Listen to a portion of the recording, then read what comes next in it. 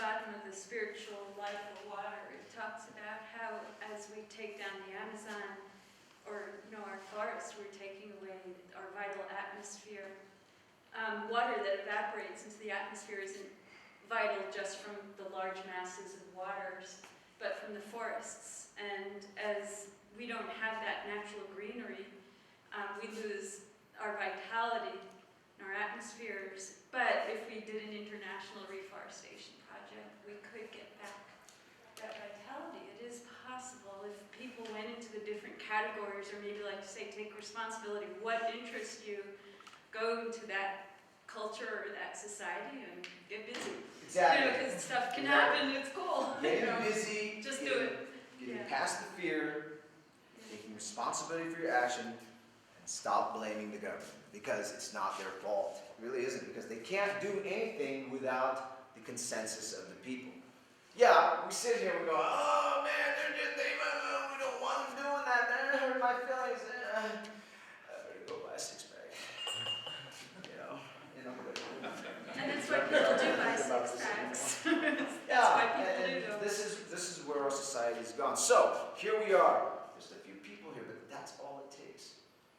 It takes one seed to create a tree, to create infinite seeds that will go ahead and plant itself all over this planet. And that's happening today. And I want to reiterate, folks, just so we go away from this knowing that the Zeitgeist movement isn't about the mobilization and changing of this paradigm. The Zeitgeist movement is about the awakening of the mind, the spirit of the times, so that we can all resonate with this change. Once the resonance begins, the action follows suit, because that's the only direction it will go. It's up to us, again, to make sure that we pass on the solutions. Now, I can sit here and you can tell me whatever problem it is, and probably 9 times out of 10, there's already been a solution made up for it. For example, how are we going to get clean water?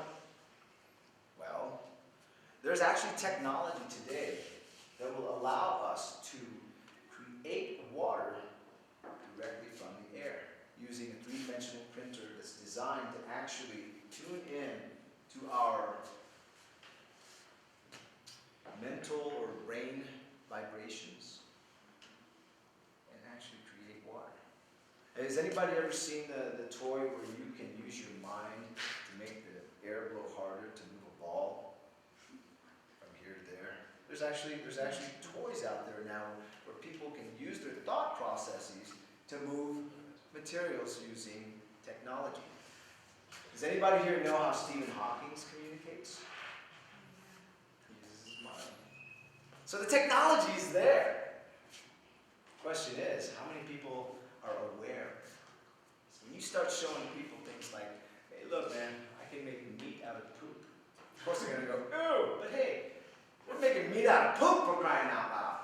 So what does that mean? It means that we can do whatever we can imagine we can do. And when we say we can't do it, guess what? We won't do it. So next time somebody says that'll never happen, I'll say, well, that's what they said about the airplane.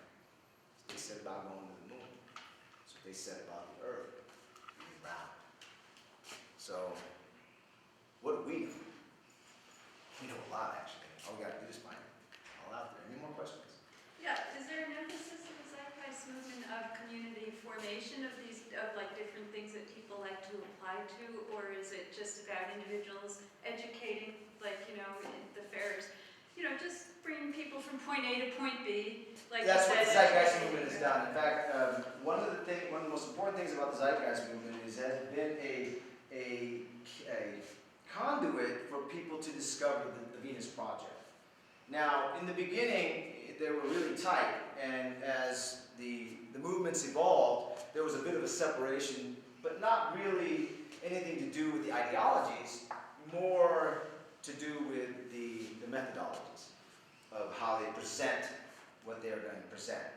And so there's a little bit of a separation in that, but the message is still the same. And is there a connection, like with spiritual connections with people? I would say that within the movement itself, the focus is not, there is no emphasis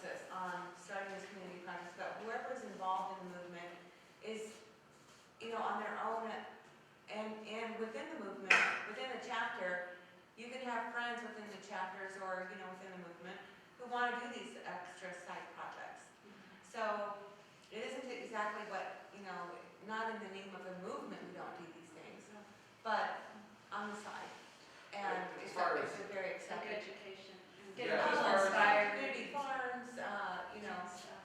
yeah, you can do different projects, in the community, within the community. And yes, I'd say local sustainability is important.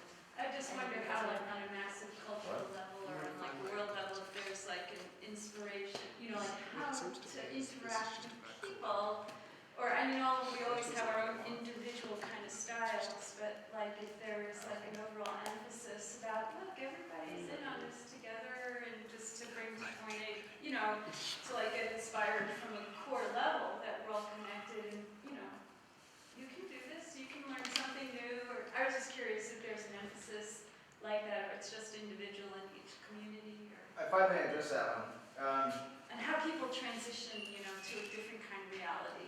Well- Because they're locked into their boxes, and Right, our suburban communities and everyday lives, right. natural fears, normal, Right. we're all Well, when I got involved in the Occupy movement, I noticed that the tenets were identical.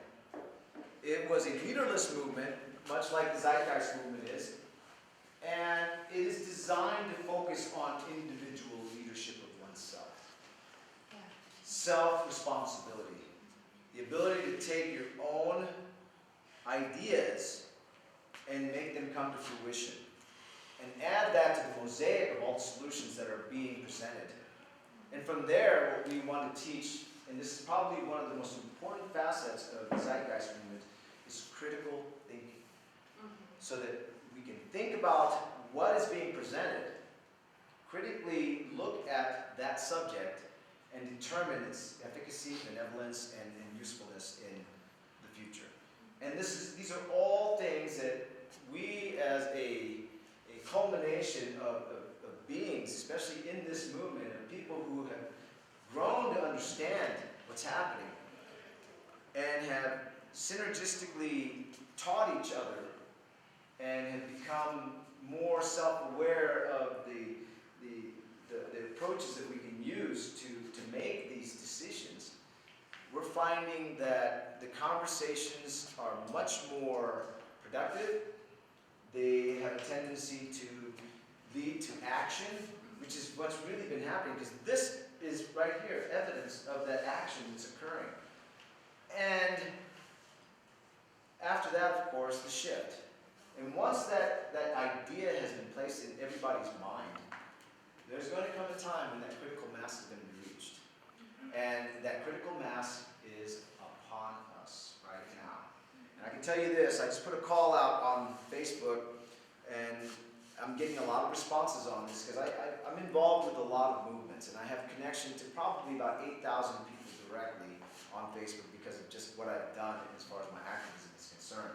So, and this is the same thing everyone here can do.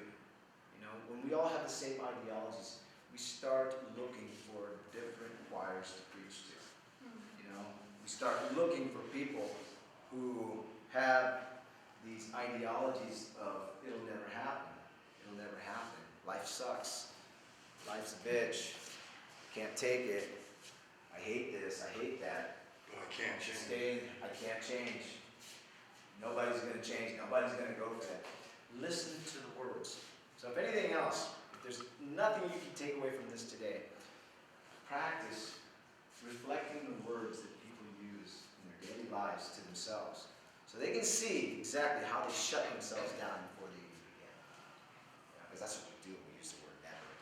No way. Tell you what, I've seen some real magical things happen in my lifetime. So never doesn't